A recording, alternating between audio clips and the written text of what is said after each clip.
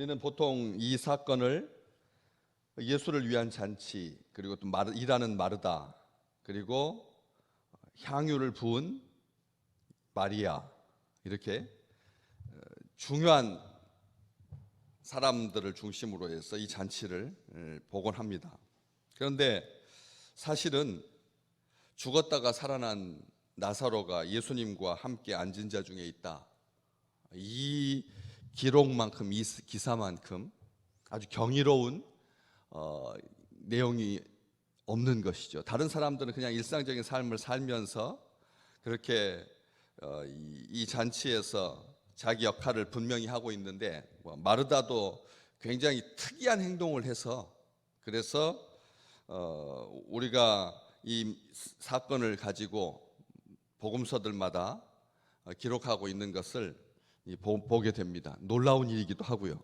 그런데 사실은 주인공은 예수 그리스도시고, 그리고 주님과 함께 앉은 자 중에 있던 이 나사로라고 하는 이 사람,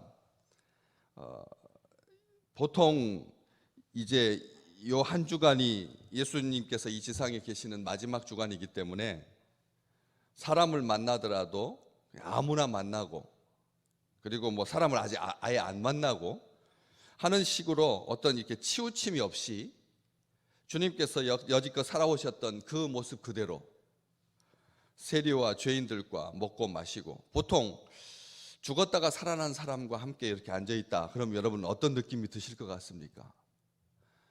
부정타지 않으려고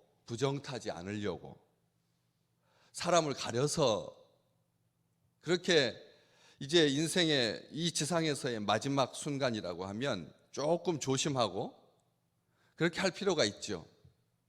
그런데 주님은 그런 것 개의치 아니하시고 죽었다가 살아난, 다시 살리신 우리 주님께서 부활하게 하신, 자기에게만 적용되는 죽은 자 가운데서 살리신, 이 1절에 있는 것처럼 죽은 자 가운데서 살렸다라고 하는 이 표현은 하나님의 아들 예수 그리스도에게만 적용되는 말이거든요. 근데 그 나사로를 살리신 우리 주님께서 나사로와 함께 음식을 드십니다. 우리가 생각하는 식탁의 구조가 이렇게 사각 테이블에 앞에 마주보고 이렇게 앉는 구조, 조금 더 커지면 한 두 명 이렇게 앉는 구조라든지, 아니면 원형 테이블에 둥그렇게 앉는다든지, 아니면 우리가 늘 중동에서 이렇게 보는 것처럼 큰 방에 남자들만 먹는 식탁 해서 문 쪽에서 마주보는, 상석이죠. 문 쪽에서 마주보는 그쪽 벽면으로 이렇게 길게 앉아서 비스듬히 누워서, 사실은 이 비스듬히 누워서 먹는 것 자체가 유대인들의 고유한 전통 식사 방법이 아닙니다. 로마 사람들이 먹는 방법이죠. 로마 사람들이 하인들 시키면서, 노예들 시키면서 아주 진창 먹을 때 하는 그런 방식입니다. 남자들만. 그래서 이렇게 비스듬하게 기대어 가지고 왼쪽에 있는 사람의 품에 안기는 듯한 동성애적인 그런 일들이 빈번했던 그 로마 제국 속에서 남자들끼리만 이렇게 품에 기대서 이렇게 앉아서 오른쪽으로 떡을 떼서 왼쪽에 있는 사람에게 먹여주는, 오른쪽으로 손을 떼서 자기 왼쪽에 있는 사람에게 먹여주는. 그래서 성경에 보면 예수님께서 마지막 만찬하실 때 요한이 예수님의 품에 기대어라고 하는 그 말이 바로 그런 걸 말하는 것입니다. 그래서 보통 이런 구조로 이렇게 비스듬하게 누워서 왼쪽으로 팔을 기대고 그렇게 계속 먹는 이런 식탁 구조, 전통적인 유대인 식탁 규정은 아닙니다. 그런데 이런 상황, 이런 분위기 속에서 잔치에 상석하면 그런 식으로 되어 있는데, 보통 디귿자 구조인 거죠. 그래서 상석에 초청하는 사람이 앉고, 그리고 양옆에 3명씩, 그러니까 한쪽에 3명씩인 겁니다. 그래서 이렇게 해가지고 디귿자니까 9명, 그런 구조에, 그리고 또 그 상석에 주빈하고 그 다음에 초청하는 사람들이 앉고, 그 다음에 중요한 사람들 순으로 앉고, 맨 말석이라고 하는 것이 문 가까이 있는 사람이 이제 말석이 되는 것이죠. 이런 구조이기 때문에 제자들도 이전에는 어떤 식으로 이 문제를 바라봤습니까? 누가 크냐? 누가 상석에 앉을 거냐? 라고 하는 그런 문제로 먹는 잔치에서 즐겁게 먹기보다는 어디에 앉느냐가 사람들의 굉장한 관심이었습니다. 온통 관심이었습니다. 민감한 문제였고 치열한 문제였습니다. 그리고 사람들은 누구나 추구하던 가치였습니다. 상석에 앉는 것. 누가 상석에 앉을 것인가. 참 비참하죠. 먹으면서까지 누가 상석에 앉아야 되냐. 그래서 이런 일로 전에는 싸웠었는데 이제는 그런 기사는 아무것도 없습니다. 우리가 예수 백성이라는 말, 예수의 사람이라고 하는 뜻은 어떤 뜻입니까? 주님과 함께 앉은 자 중에 있던 나사로처럼 깨름칙한, 우리 주님도 깨름칙하고 또 주변에 있는 사람들도 부정탈까 봐 한 번 죽었다가 살아난 사람, 그 아픈 과정을 봤던 사람들, 나흘 동안 무덤에 있었던 자, 부정타지 않으려고 조심할 건데 우리 주님도 그렇게 하지 아니하고 제자들도 누가 상석에 앉느냐 누가 말석에 앉느냐, 상석에 누가 있었다. 예수님의 품에 기대어 있던 예수님의 제자, 그리고 베드로가 그 옆에 있지 못하니까 예수님 바로 옆에 누가 있었냐면 가룟 유다가 있었던 거죠. 그러니까 예수님께서 찍어서 떡을 떼어서 유다에게 주었던 거. 그리고 베드로는 예수님 바로 옆에 앉지 못하고, 그러니까 기분 나쁘니까 자기는 이제 제일 말석에 그냥 가서 앉아가지고 예수님 제자보 턱을 이렇게 하면서 예수님한테 물어보라고 한 거죠. 요한을 통해서.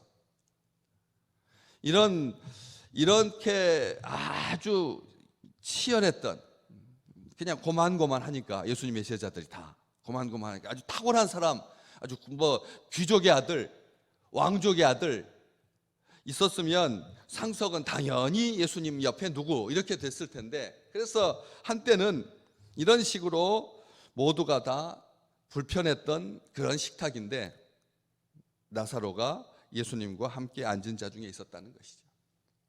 에베소서에 보면 바울은 이런 분위기를 잘 말해줍니다.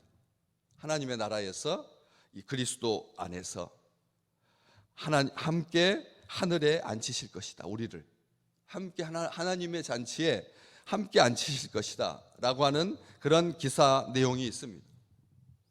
그런 것처럼 주님께서 그렇게 함께하는 식탁, 주님과 함께하는 식탁, 누구의 이름을 밝히지 아니하고, 그렇지만 나사로는 주님과 함께 앉은 자 중에 있었다, 이렇게 기록하고 있는 것이죠. 다시 살아난 다음에 보통 사람 같으면 여러분이 만약 한 나흘쯤 죽었다가 다시 살아나셨다면 이 세상을 바라보는 시선이 어땠을까요? 극단적으로 나눠서 보자면 어떤 사람은 그럴 것입니다. 이제 생사를 초월한 것이죠. 죽어봤으니까. 그러니까 매사에 사람들하고 관계하고 말할 때마다 너 죽어봤어? 라고 하는 식으로 아주 못된 사람이라고 하면 살아있는 사람들하고 자기를 비교하면서 나는 죽었다가 살아난 자야 라고 하면서 아주 오만하게 그렇게 마치 생사를 초월한 듯이 먹지도 마시지도 아니하고 영 변해서 사람의 일에는 관심도 없고, 예수님 나쁜 사람이라면 말하는 겁니다. 예수님에 대해서도 아주 불편하게 생각하는 거죠. 내가 죽어가지고 그렇게 고통스럽고 아팠고 그리고 죽은 다음에 나흘 동안 무덤에 있을 때 주님께서 그 사이에 오시지도 않고 나를 죽도록 내버려둔 예수님에 대해서 실망해서 예전과 같이 좋은 관계가 아니라 영 딴판인, 말도 좀 어눌하고 눈에 초점도 좀 없고 통 시원치 아니하는 그런 식으로 우리 주님께서 사람을 살리셨을까를 생각해 본다는 거예요. 우리 주님께서 나사로를 살리셨을 때 그 이전과 비교해 봐서 이제 좀 몸이 좀 상한 썩은 고등어 같은, 냉동시켰다가 다시 풀린 생선같이 사람의 몸이 좀 흐느적거리는, 눈도 약간 초점이 한, 맛이 약간 간, 그 정도 한 80% 85% 정도로 다시 살리셨을까? 우리 주님께서, 여러분, 주님께서 사람을 살리신다면, 사랑하는 친구를 살리실 때 그렇게 어설프게, 어정쩡하게, 대충 그렇게 살리셨겠느냐는 거죠. 겉껍질만 비슷하게 살리셨을까요? 우리 주님께서 사랑하는 친구를 살리셨을 때 여러분 어떻게 살아났을 것 같습니까? 마지막 그 고통스러웠던 그 죽음의 순간, 안 그렇겠습니까? 그 고스란히 몸에 반영되어 있는, 그래서 살아나고도 여전히 죽음의 흔적이 있는, 그래서 늘 분위기에 옆에 있는 사람들이 그늘지고 음산한 그런 부활이었을 거라는 것이었을까 한번 생각해 보시라는 거죠. 저는 그렇게 주님께서 우리를 회복시키실 때, 우리를 다시 살리실 때 그렇게 대충 어설프게 사람의 눈만 속이는, 그냥 서서 이렇게 막대기처럼 움직여 다니는 그런 정도로 살리지 않으셨을 것이다라고 믿습니다. 우리의 믿음이, 우리 주님께서 살리실 때 어떻게 살리시겠습니까? 강건하게 살리실 것입니다. 영과 육이 균형과 조화를 이루고 정성을 다해서 온전하게 하나님의 형상으로 회복시켜 주신 거죠. 왜 어떻게 알 수 있습니까? 이 잔치에 나사로가 예수와 함께 앉은 자 중에 있었으니까. 일상적인 삶으로, 정상적인 삶으로, 먹고 마시는 삶으로 그렇게 살려주시는 거죠. 사랑하는 백성들을 끝까지 사랑하시고 마지막 이 지상에서 육신을 가지고 계셨을 때 살리신 기적 중에 기적인 이 나사로를 살리신 사건을 통해서 우리는 주님 곁에 앉아서 먹고 마시는 그 축복을 매일 누리시기를 주의 이름으로 축복합니다.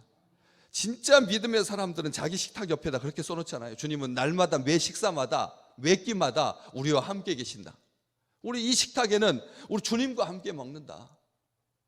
그래서 주님의 상에서 먹고 마시는 축복, 지혜를 마시고 진리를 먹으며, 우리 주님께서 요한계시록에서 말씀하셨던 것처럼 내가 너와 더불어 먹고 너와 더불어 마시는 에덴의 영광, 회복된 삶의 축복, 하늘의 평화와 기쁨이 넘치는 매 일상이, 죽었다가 살아났기 때문에 신선 노름하는 것이 아니라 죽었다가 살아나서 그 죽음의 순간들을 기억하면서 사람 만나기도 싫고 예수님 옆에 앉지도 않는 그런 삶이 아니라 하나님의 보좌 옆에서 이제 누구도 그 상석을 시샘하지 아니한, 우리 주님 바로 옆에 내가 있을 것이다라고 하는 걸 알기에, 그 자리는 바울과 베드로의 자리가 아닙니다.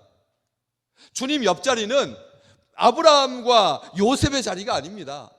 주님과 모두가 다 함께 있는 자리입니다. 우리는 요한계시록을 통해서 충분히 그것을 확인했습니다. 그렇기 때문에 먹는 자리에서까지 누가 이름이 나느냐, 누가 앞자리에 앉느냐, 이걸로 다투지 아니하고 서로 사랑하고 서로 아끼고 주님의 상에서 하늘의 기쁨만 누리시는 그런 아름다운 생애가 되시기를 주의 이름으로 축복합니다. 이전과 조금 더 나은 정도로 사는 것이 아니라 새 몸을 입어서 온전케 하시는, 영과 육이 거듭난, 변화된, 성령으로 충만한, 그래서 매 모든 순간에 주님과 함께 동행하고 주님과 함께 먹은, 그래서 일상적이고 정상적인 충만한 삶이 될 줄로 믿습니다.